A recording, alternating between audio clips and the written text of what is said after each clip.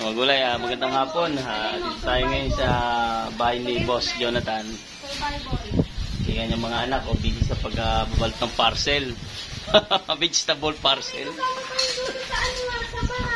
Yan, ako ang rider. Ito mga di-deliver natin, no? Yan, kanya-kanyang ano na yan, naka-repackage na, no?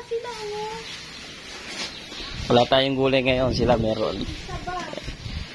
Ano? Dami, oh. Ito yung mamahaling kamatis ngayon, no? Dami, oh. I-deliver natin yan. Oh, kaya dito ka, pwede pangalan. Ayun, alam na kung kanino.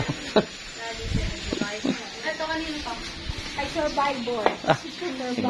Ibang pangalan, eh. Survivor pa. Papaya, oh. 110, oh. Survivor ba? 110. Halo-halo, oh. Survivor? Survivor Philippines. Ito, mayroong sitaw, oh. May mga pangalan na, oh. Tayo nyo lang po yung mga parcel nyo. Ayan na, dadating na. Yan. So, kaya may stock yan. Yan. Ito muna. Watching.